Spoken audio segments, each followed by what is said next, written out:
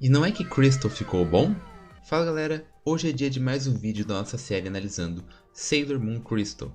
Dessa vez, falando do terceiro arco, o arco dos Death Busters. Se você tá caindo aqui de paraquedas, não perde tempo e vai lá ver os meus outros vídeos falando dos arcos anteriores que estarão nos cards aqui em cima. Então bora que eu tenho coisas pra falar. Mas antes eu gostaria que você se inscrevesse no canal e deixasse seu like para se tornar um true fã do canal do Tecos e fazer desse hobby um trabalho no futuro.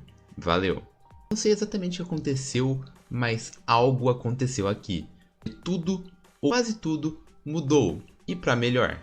Os designs estão menos duros, a ação está muito melhor, a comédia está melhor integrada no anime e a direção no geral melhorou muito. Seja no estilo das transformações, ataques e até nas cenas de comédia. Ainda assim, sem tentar replicar exatamente o que era a estética dos anos 90. O que me deixa satisfeito, afinal, Crystal é um projeto diferente do anime antigo, e é bom que eles se distingam. Ainda que algumas referências e homenagens sejam bem-vindas. Sério, o Sparrow Attack da Sailor Moon é da hora demais. Já no começo podemos ver os personagens falando de um assunto cotidiano, como uma prova, e são pequenos momentos como esses que faltaram nos arcos anteriores para nos apegarmos mais a elas. Claro que os poucos momentos que tivemos nesse arco não foram bastante, mas já é muito mais do que Crystal entregou em 26 episódios. Mas nem tudo são flores. Assim como os outros arcos, temos um novo grupo de vilões que servem a uma entidade maligna super poderosa que quer dominar o mundo, sendo nesse arco os Death Busters, que servem o Faraó 19. Vou falar Faraó 90 que eu acho que é mais fácil. E assim como nos arcos anteriores, os vilões são bem sem graça. Tirando o cientista maluco, ele até que tem algum carisma. Outra coisa que não mudou muito foram as lutas. Apesar da animação ter melhorado, ainda não temos coreografias de luta, apenas magias. E eu já entendi, galera. Eu já entendi que as lutas de Sailor Moon funcionam assim e isso não vai mudar. Mas não muda o fato que eu continuo achando isso ruim. Ah, e claro, a Sailor Moon continua roubando a cena e dando o ataque final. Ok, agora vamos falar do arco em si. Começamos com um mistério sobre um tal de colégio Mugen, que é um colégio de elite onde os estudantes são todos top de linha. Porém, ao mesmo tempo, pessoas estão virando monstros por aí. As Sailors começam a suspeitar que esses ocorridos têm alguma conexão com o colégio Mugen e tentam investigar, mas são impedidos por Haruka e Michiru. Haruka e Michiru são duas personagens que eu já vi demais em fanarts e vídeos. O pessoal realmente gosta bastante do romance das duas, que é interessante, pois é bem claro. O anime não precisa ficar jogando indiretas, elas se gostam e é isso aí. Sailor Moon tem muitos momentos estranhos que me parecem fetiches da autora, mas esse desprendimento a possibilita criar uma relação explícita entre duas mulheres. Embora eu não sei se no mangá seja muito diferente, mas no Crystal aqui pelo menos a relação é bem explícita. Mas eu acho elas meio estranhas nesse arco, porque elas ficam todo momento tentando afastar as Sailors do perigo, mas de uma forma bem bizarra, tipo, a Haruka beija a Usagi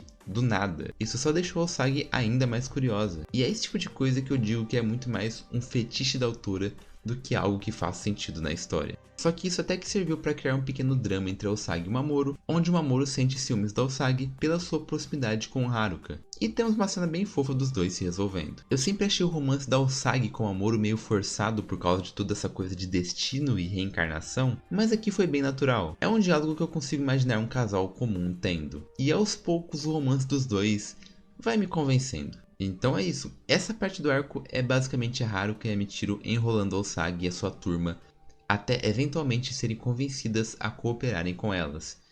E essa é a parte mais fraca do arco. E não me levem a mal, eu gosto bastante dessa dupla. O conceito delas serem as guardiãs mais afastadas é interessante também, o que faz sentido visto que seus planetas são mais distantes da Lua do que os outros. Mas acho que elas servem mais para enrolar o arco do que qualquer outra coisa. Ah, e a Sailor Pluto volta pro anime. Só que essa é a Pluto do passado. Lembre que a do futuro morreu, né? Ela veio pra Terra ao mesmo tempo que Uranus e Neptune, a Haruka e Michiru, para deter a ameaça desse arco. Bom, essas três não tem lá um desenvolvimento, mas elas são personagens feitas para serem místicas, fodonas e distantes. Eu não cobro tanto um Slice of Life para as entendermos como eu cobro das outras Sailors. Agora vamos falar da parte realmente interessante do arco, e mais uma vez, a Chibiusa tá envolvida nele. Galera, pra mim não tem jeito. A Chibiusa é a melhor personagem do anime. Nesse arco, Chibiusa se torna amiga de Hotaru, uma garota tímida que misteriosamente tem o poder de cura. Hotaru é uma personagem que sofreu demais. Quando pequena perdeu sua mãe em um acidente e acabou se ferindo. Seu pai, o Dr. Tomoe, que inclusive é um dos principais vilões desse arco, fez alguns implantes nela, a tornando meio ciborgue, o que a fez com que ela tivesse vergonha do seu próprio corpo e se fechasse para os outros. E assim como a Chibiusa, ela sofria bullying. No decorrer desse arco, vemos as duas se conectando e formando uma amizade muito forte, já que Chibiusa entende bem o sentimento de não ter amigos. E essa conexão das duas me convenceu muito fácil em pouquíssimos episódios.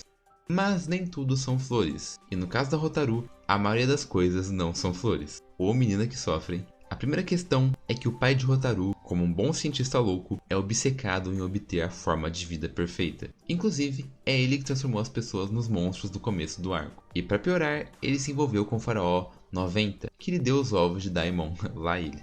Tomoe então come um ovo para obter o poder e implanta o outro em Hotaru, a fim de salvá-la. Apesar de salvar a vida dela, o poder das trevas vai crescendo dentro de seu corpo durante o arco e é óbvio que vai dar merda. Mas como desgraça pouca é bobagem, Hotaru é a reencarnação da Sailor Saturn. E eu amo como na pronúncia japonesa, Saturn vira Satan.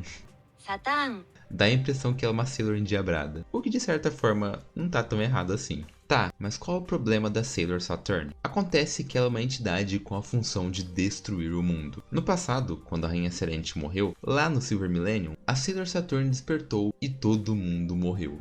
E aí aconteceu um reset com as reencarnações que a gente conhece. Sabe, eu reclamei dessa coisa de reencarnação e vidas passadas no começo, mas conforme o anime vai explorando melhor toda essa mitologia, mais interessante ela fica. Eu reclamo da falta de Slice of Life em Crystal, mas agora eu entendo que essa história se propõe a ser um grande épico de escalas gigantescas, e não algo casual. Ou seja, é muito mais importante para a história falar da lenda da Sailor Moon do que da vida de colegial delas. Eu ainda tenho meus problemas com isso, mas eu entendo melhor o apelo da história agora. Mas voltando a falar da Sailor Saturn, ela pode despertar no corpo da Hotaru, e é por isso que a Uranus e a Neptune apareceram. Elas querem matar Hotaru e impedir que a Sailor Saturn desperte. E esse momento é bem impactante, já que a gente acompanhou todo o sofrimento da Hotaru e simpatizou com ela através de sua amizade com Chibiusa, uma personagem que a gente já criou um carinho pelo último arco. Sem falar que matar uma criança não é lá uma missão tão nobre para as Sailors. O grupo da Sailor Moon discorda do plano da Uranus e o grupo se separa. Chibiusa, após descobrir toda a história da Hotaru, vai correndo sozinha ajudar ela. Ah, sim, e a gente tem uma forma nova pra Sailor Moon, a Super Sailor Moon, e o visual dela é bem legal. No geral, eu gosto bastante de upgrades em animes, então eu fiquei bem feliz. Ela ganha um ataque novo também, mas eu prefiro do coração giratório. Enfim, Chibiusa tenta ajudar Hotaru, mas é tarde demais, porque só Deus sabe como tá a mente do palhaço. Hotaru, possuída pelo poder das trevas, absorve Chibiusa e se torna Mistress 9, Mistress 9 para facilitar, tendo uma aparência mais velha e maligna. Ah, e eu ri muito com isso aqui.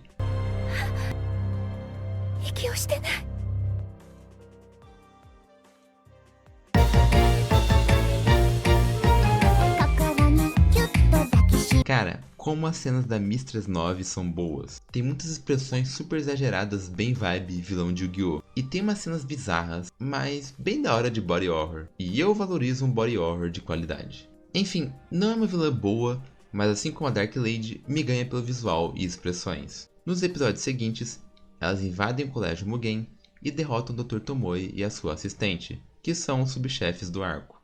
E tem um momento que eu acho meio estranho porque Tomoe vira um monstro e a Uranus vai matar ele. Mas a Sailor Moon impede falando: ah, ele é o pai do Hotaru, temos que salvá-lo. Aquela coisa bonita de protagonista de anime, né? Só que aí Uranus toma um golpe e a Sailor Moon muda de ideia no segundo seguinte, matando Tomoe. O Sagi, sua palavra vale menos que uma nota de R$2. E aí chegamos na batalha contra Mistress 9, que é bem forte. Porém, a alma de Hotaru ainda está dentro de seu corpo, o que impede que Mistress 9 utilize todo o seu poder. Em dado momento, ela absorve as almas das primeiras Sailors, mas graças aos esforços de Hotaru, todas voltam para os seus respectivos corpos, inclusive Chibiusa. E aí temos a cena mais linda da temporada, com Hotaru se encontrando com Chibiusa e agradecendo por tudo, mas sendo absorvida novamente por Mistress 9. Mais uma vez a Chibiusa cresce na história, superando a dor e ganhando confiança para cumprir sua missão. A história também foi muito convincente em nos fazer ter empatia pela Hotaru. Curiosamente, os personagens mais interessantes são os que foram apresentados depois do grupo principal. Chibiusa volta para o campo de batalha e, com o poder de todas, se torna a Super Sailor Chibi Moon. E com esse novo poder, as Sailors conseguem derrotar Mistress 9. Porém, o boss final, Faraó 90, desperta e agora é hora da batalha final. O problema é que o Faraó 90 é muito forte e nem o discurso da Sailor Moon é capaz de vencê-lo. Então, Sailor Moon decide que irá se sacrificar para derrotá-lo. A cada arco que passa, a figura do Usagi se torna mais messiânica, fazendo-a se tornar mais semelhante com a rainha Serenity. A essa altura do campeonato, essa determinação da Sailor Moon me parece mais crível. E é depois disso que a Sailor Saturn desperta, e todo mundo imediatamente começa a trancar o cu de medo. É isso, galera, acabou o nosso mundo. Sailor Saturn então dá um pau no vilão, e com isso a Sailor Moon consegue voltar. Com os esforços de Saturn e Pluto, o Faraó 90 é selado. A missão de Saturn seria destruir o mundo novamente, mas os esforços da Sailor Moon a fizeram ter esperança no futuro. Hotaru então reencarna como um bebê, e tudo acaba bem quando termina bem. E o que eu tenho a dizer sobre esse arco melhorou demais, tanto em aspectos visuais, como animação, direção, design, como no enredo. E apesar de alguns problemas continuarem, como os vilões rasos ou as lutas mal feitas, a mitologia tem me interessado mais. O anime não me conquistou completamente, mas posso finalmente dizer que, sim, Crystal ficou bom. E eu sei que tem uma galera ansiosa pelos vídeos de Sailor Moon, então eu vou tentar não demorar tanto para lançar os vídeos do Eternal e do Cosmos. Por favor, tenham paciência e obrigado pelo apoio. Enfim, nos vemos no próximo vídeo. Falou!